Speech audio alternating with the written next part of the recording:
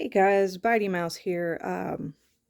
I just got this book in yesterday. I did a pre-order and it's been claimed to be the most complete encyclopedia of Egyptian deities. There's an Egyptian, what am I thinking? Idol maker, and he said that hands down, this is the only real book you will ever need on, gods, goddesses, and spirits of ancient Egypt and Nubia. So I got it in yesterday. I pre-ordered this, so I paid about $45. Just checked on Amazon. You can currently get it for $67. The list price is gonna be $90 though. But let me show you what all you get in this. It is, massive. It is 872 pages. It is about 6 pounds, and they're not joking on that. And then it's an 8.5 by about 10 inches or so. The paper is extremely thin and very, very smooth, which is how they are able to cram all of this information in there. So I thought I'd do a quick flip through in case this is something you're interested in. I say that for the $45 I paid, I have more than got my money's worth. But yeah, really thin paper, but the illustrations, if you're just buying it for the art, it more than earns its keep. So then we've got the contents, and again, there's so much packed into this. But yeah, so it'll go through the deities of Egypt. It's got them all listed. Libyan and, what is that, Levantine guest deities, Nubian guest deities, lesser deities, demigods, and other spiritual beings. And then so it'll have the cities and cult centers, offerings, timeline of the Egyptian chronology, and internet resources. But I'm going to have to sit down and really delve into this because it is one of the most in-depth, intense encyclopedias I've seen of Egyptian deities of any sort. So the way they're set up is it goes by the deity's name, which is the most common one. Then they'll have, if they have other names or alternative spellings, they'll have the hieroglyphics and images, any relatives, any aspects of this deity, any syncretisms, thalaphananes, or however you say that. I'm sorry, my pronunciation is way off today. Today is a smooth brain day.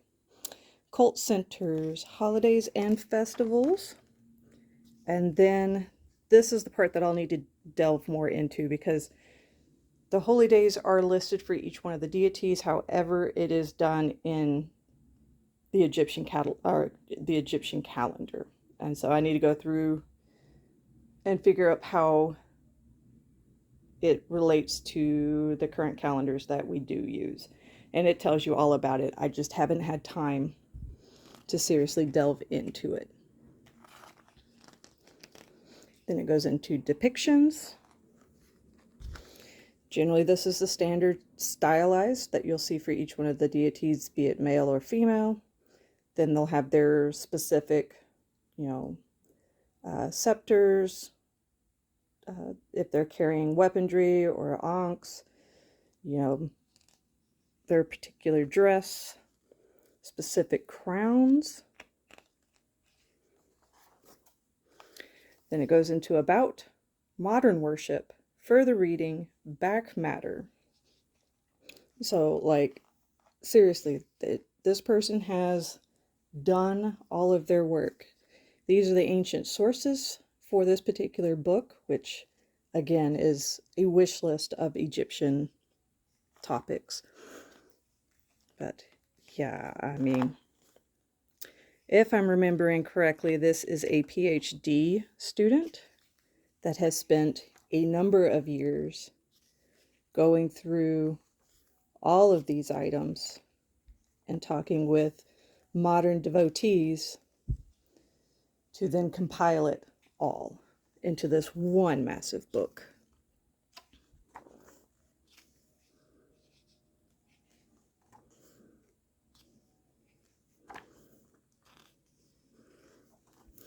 Okay, so now we're on now we're at part 1, which are the deities of Egypt, and it's done alphabetically. So you'll get the deity's name, the name in hieroglyphics, their standardized depiction, then like deity name, which is the most common, other names, alternative spellings, and then like we ran through earlier, but it's got the relatives, the aspects, syncretives, they're power animals, power items. So like this one has sycamore fig trees, cult centers, festivals and holidays, how they're typically depicted, then just about the individual, modern worship, and then if you have further reading. And so some of these, like Amun and Amun-Ra, has quite a few different names. And then aspects on some of these can be exceptional. It can be quite a bit. And again, most of that depends on which aspect you're working with. But like holidays and festivals for, you know, for just Amun, and then in his aspect of Amun-Ra are these. Depiction and about him. Then this is one of the, you know, just one of the photos from down in Egypt. And then more art depicting him, modern worship, and then further reading. I'm going to flip through kind of fast on some of these because I am looking specifically for my art, the artist that I follow, which is how I found out about this book.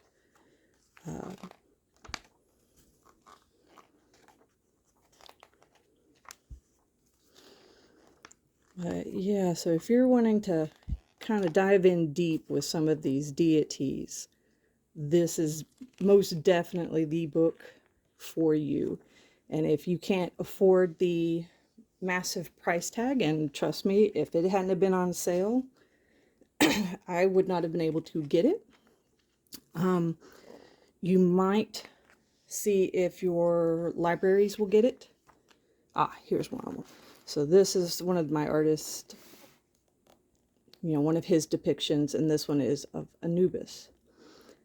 And the way he does his icons, these take, you know, probably 2 years to make. They start at about $10,000, but it's because all of this is built up. It is not just a flat painting. It is three-dimensional. The gemstones you see here are gemstones. This is usually, I think he usually uses 24 karat gold, red gold.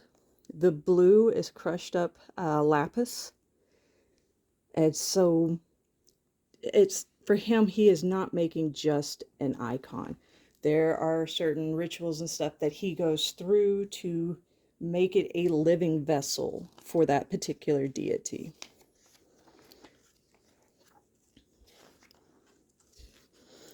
And then flip through some of these. She's one of the favorites that most people are very well aware of, is Bast or Basset.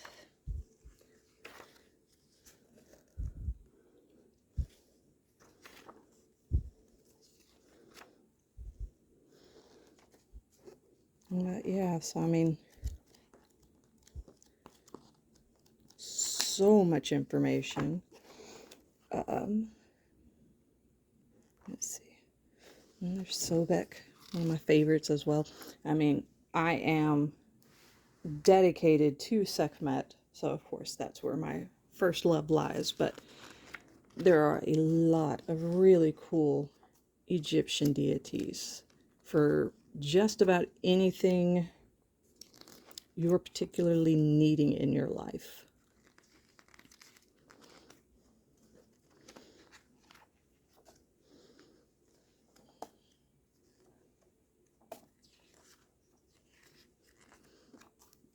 And then into the lesser deities and demigods and other spiritual beings. And then we get into the appendices. So cities and cult centers. And it gives you full maps, you know, Lower Egypt, Upper Egypt, where the various places are that they've listed throughout the book.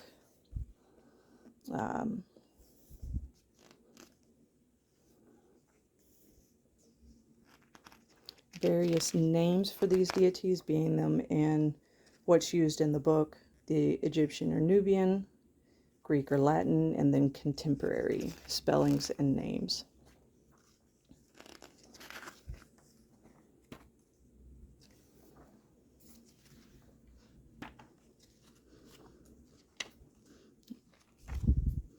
Then offerings. So it has it broken down by each deity and what are historical offerings, so ones that they have found written about, and then also along with modern day, what modern day practitioners make as offerings.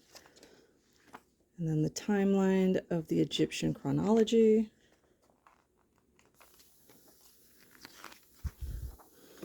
Internet sources.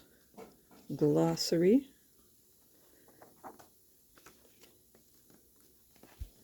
And then the biography, which I'm going to go through with a fine-tooth comb for myself, because it goes into every single book or article or anything of that sort that this individual utilized in the making of this. And so, yeah, I'm going to have quite the list of wish list books, and then it goes into the index. So if you're looking for very specific things, you can go in and look for that. And then that's the end. There's the author. And again, it is a 6-pound book. And they are not kidding. But yeah, I mean, that's what, 2 inches? 2 inches thick or so? But yeah, so no, if you like Egyptian mythology, history, art, if you work with their deities or just like their, you know, mythos, then by all means, this is definitely the book for you. It has got just about everything.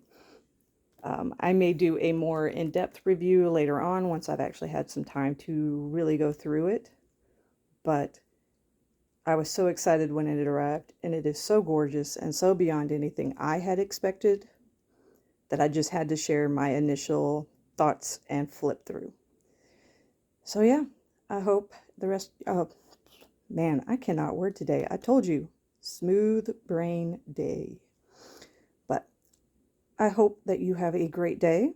And if you have a particular Egyptian deity or spirit that you either really like or that you work with, I would love to hear about it down in the comments. Otherwise, have a wonderful rest of your day.